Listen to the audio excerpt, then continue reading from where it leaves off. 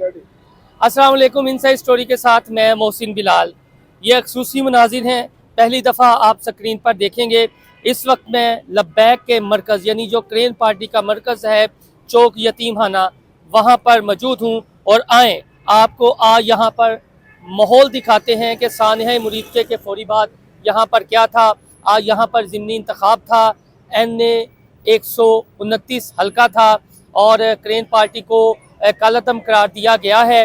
तो आप यहाँ पर ये देख रहे हैं रास्ते बंद हैं एक तरफा और कंटेनर लगे हुए हैं। ये उनका कभी मरकज़ था, यहाँ पर गहमा गहमी थी, रौनक थी, मेले थे। अब यहाँ पर क्या हो रहा है, यहाँ पर आप देख सकते हैं कि एलीट पुलिस के जो अहलकार हैं वो यहाँ पर जो मकामी नौजवान हैं उनके साथ मिलकर चिड़ी छिक्का खेल रहे हैं रात के इस वक्त। और ऐसा लग रहा है कि जैसे यहाँ पर कुछ हुआ ही ना हो और कोई इलेक्शन का माहौल भी हमें इस रोड पर उस तरह दिखाई नहीं दे रहा। लेकिन ये क्रेन पार्टी का मरकज़ है, यहाँ पर अल्लामा खादिम हुसैन रिजवी का मज़ार है, यहाँ पर मस्जिद रहमतुल लिल आलमीन है। तो ये खसूसी मनाजिर मैं अपने इस प्लेटफॉर्म से आपको दिखा रहा हूँ और मेरे देखने वाले अपना फीडबैक भी मुझे ज़रूर देंगे। ये आप मेरे पीछे कंटेनर लगा देख सकते हैं और उसके आगे भी जो रास्ता है, अगर मैं इस साइड की बात करूं, ये जो आगे समनाबाद वो जाता है, चुबुर्जी की जानिब जाता है, वो भी आप देख सकते हैं। जो समनाबाद स्टॉप है, यहाँ पे यतीमखाना स्टॉप आता है और ये वो मरकज़ का एरिया है। जब उर्स होता था यहाँ पर गहमा गहमी थी, यहाँ पर बड़ी बड़ी फ्लैक्सीज लगाई जाती थी। लेकिन अब ऐसी कोई सूरत हाल नहीं है। ये बच्चे यहाँ पर चिड़ी छिक्का खेल रहे हैं और इस मौसम को या आज अपने वीकेंड को एंजॉय कर रहे हैं।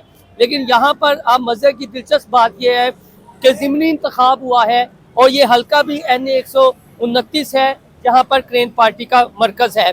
यहाँ पर कुल वोटर्स की तादाद मैंने अपने पिछले व्लॉग में भी बताई थी कि 5,58,000 से ज़ायद वोटर्स थे और 334 यहाँ पर पोलिंग स्टेशन बनाए गए थे। और 8 फरवरी 2024 को यहाँ पर PTI के जो उम्मीदवार थे हमायत याफ्ता हमाद अजहर के वालिद मियाँ अजहर, वो यहाँ पर कामयाब हुए थे। लेकिन चंद माह पहले उनका इंतकाल हुआ था और फिर ये 23 नवंबर को ज़िमनी इंतखाब थे। लेकिन उससे पहले पिछले माह सानिया मुरीद के हो गया और फिर ये जो क्रेन पार्टी का मरकज़ है इसे सील कर दिया गया। पहले ये था कि अल्लामा खादिम हुसैन रिजवी का उर्स होगा, लेकिन उर्स नहीं हुआ। उससे पहले ही इस इलाके को कार्टन ऑफ कर दिया गया था।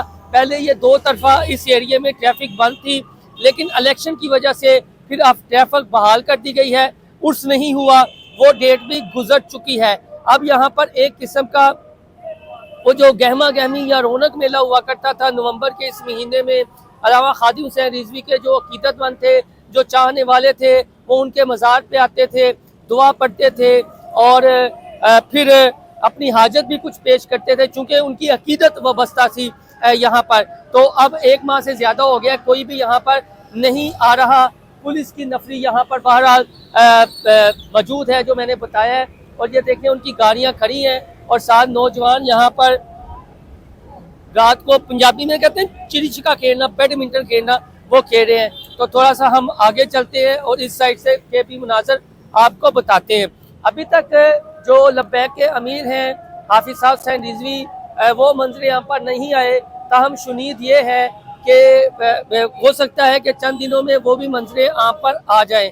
तो पिछले कई सालों से जो हम यहाँ इस रोड पर चौक यतीमखाना और ये जो मरकज़ है क्रेन पार्टी का रौनक मेला देखते थे, वो रौनक नहीं है, वो रौनक गायब हो चुकी है और यहाँ पर पुलिस की नफरी तैनात मुस्तकिल कर दी गई है। आप ये देखें कि जो अल्लामा खादिम हुसैन रिजवी का मज़ार है वो कब महकमा औकाफ अपनी तहवील में लेने का ऐलान करता है।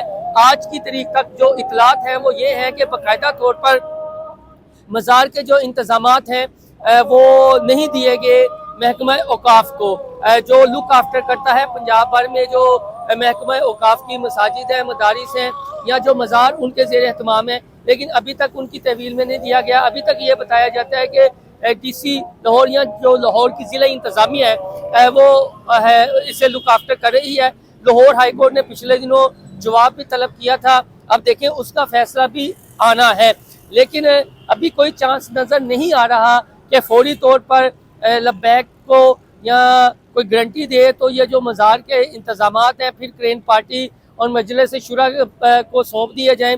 ऐसा बहरहाल यहाँ पर हमें दिखाई नहीं दे रहा, क्योंकि अगर ऐसा मुमकिन होता तो आज जो ज़िमनी इंतखाब था वो शायद यहाँ पर रिलीफ होता और यहाँ पर गहमा गहमी होगी। दूसरी जानिब यह था कि ये जो टर्न आउट है उसने बड़ा अकाउंट करना है। अगर तो जो क्रेन पार्टी का वोटर है, सपोर्टर है और हमदर्द है वो बाहर निकला है तो फिर टर्न आउट थोड़ा सा ज़्यादा होगा, और अगर उसने अपना हक़ राय दही इस्तेमाल नहीं किया तो फिर टर्न आउट में थोड़ा सा फ़र्क देखने में, बल्कि थोड़ा नहीं काफ़ी ज़्यादा फ़र्क देखने में आएगा। उन्होंने किसी की हमायत का ऐलान नहीं किया था। पीटीआई को थोड़ा सा एच या फ़ायदा ये होगा ये सानिया मुरीद के बाद कि लोगों में गमो गुस्सा पाया जा रहा था, और ये जिस जगह लाहौर में इंतखाबात होने जा रहे हैं हुए हैं, बल्कि वो मरकज़ है टीएलपी का, क्रेन पार्टी का, तो यहाँ पर एक रिएक्शन उस तरह का देखने में पूरा दिन मिला, लेकिन कोई नाखुशगवार वाक़या नहीं आया। जो अमन व अमान की सूरत हाल है वो भी अच्छी रही, बेहतरीन रही, और एक दो पोलिंग स्टेशन में कुछ वाक़यात हुए, उनकी शिकायत थी, लेकिन ओवरऑल जो ज़िमनी इंतखाब पूरा दिन पोलिंग का अमल जहाँ पर हुआ वो शफाफ था, वो पुरअमन था। ये अलग बात है कि कोई ये कहे जी कि हमें लेवल प्लेइंग फील्ड नहीं मिली या हमें खुलकर कंपेन करने की इजाज़त नहीं दी गई। अगर क्रेन पार्टी को इजाज़त होती, सानिया मुरीद के ना होता, वो कल अदम ना करार देती तो एक माहौल अलग ही होना था इस हल्के का। तब भी ये मुकाबला कांटेदार होना था, और जो फैसला कुन वोट होना था वो क्रेन पार्टी का ही था कि किसी न किसी की हार और किसी की जीत में उसमें कुलीदी का अदा करना था। लेकिन अब चूंकि वो तो इलेक्शन में उस तरह नहीं थे, लेकिन अब भी ये हमारा अपना एनालिसिस है और इतलात भी हैं कि जो क्रेन पार्टी का वोटर सपोर्टर है, हमदर्द है, और उसका वोटर वो बहुत कलीदी किरदार होगा इस टर्न आउट में और किसी की हार और जीत में। तो एक दफ़ा फिर मैं लास्ट में आपको बता दूं, ये गहमा गहमी ये हलचल आप देख रहे हैं। यहाँ पर मज़ार है क्रेन पार्टी के जो सरबराह थे जिन्होंने बुनियाद रखी, और उनके लाखों मानने वाले हैं, चाहने वाले हैं, जिन्हें ये उम्मीद थी कि यहाँ पर उर्स होगा और दूर दराज से दूसरे शहरों से आएंगे। बज़ाओक़ात तो ये भी है, कुछ ऐसे मिसालें मिली थी कि उर्स में शिरकत के लिए अगर कोई ओवरसीज़ थे तो वो भी आते थे यहाँ पर, लेकिन इस दफ़ा अनफॉर्चुनेटली वो नहीं हुआ। मैं इस पर खुलकर बात कर चुका हूँ, फिर आने वाले दिनों में नई अपडेट्स के साथ बात करूँगा कि अगर उनके मजलिस शुरा के जो रहनुमा हैं वो उस तरह ब्लंडर ना मारते तो हो सकता है कि एक दिन रोज़ा उर्स यहाँ पर होता। तो अब तक की ताज़ा तरीन जो अपडेट्स हैं मज़ार के हवाले से, अगर आपके ज़हन में भी 100 सवालात होंगे तो जो उसका जवाब बेसिकली ये है कि महकमा औकाफ ने अभी तक कोई इस तरह का नोटिफिकेशन जारी नहीं हुआ कि मज़ार को अपनी तहवील में लिया हो। ये अभी तक ज़िला इंतज़ामिया के उसकी लुक आफ्टर कर रही है, और उसके बाद कोई फैसला होगा ख़त्मी, और अभी तक उनके अमीर भी मंजर आम पर नहीं आए। बहरहाल ये जो ज़िमनी इंतखाब हुआ है इसमें खामोश वोटर क्या है, घरों से निकला है या नहीं निकला, ये टर्न आउट देखने के बाद फैसला हो जाएगा। अपना फीडबैक देना ना भूलिएगा। ये वो खुसूसी मनाजर है रात के, अगर ये नवंबर के महीने की मैं पिछले कई सालों से बात करूं तो यहाँ पर रश था, यहाँ पर गहमा गहमी थी, यहाँ पर अकीदतमंद आते थे, दुआएं करते थे, लेकिन अब ये सूरत हाल इस नवंबर में ऐसी है कि सन्नाटा है और एक अजीब सी कैफियत है इस जगह पर, और एक ऐसे शख्सियत का, एक ऐसी हस्ती का मज़ार है कि जो ख़त्म नबूवत सल्लल्लाहु अलैहि वसल्लम का पहरेदार था, लेकिन कुछ अपनों की गलतियां कहें, कुछ उनके ब्लंडर कहें, मैं अब ज़्यादा यानी जज्बात ऐसे हैं कि वो ना हो कि कुछ हो जाए। अपना फीडबैक ज़रूर दीजिएगा। अल्लाह हाफ़िज़।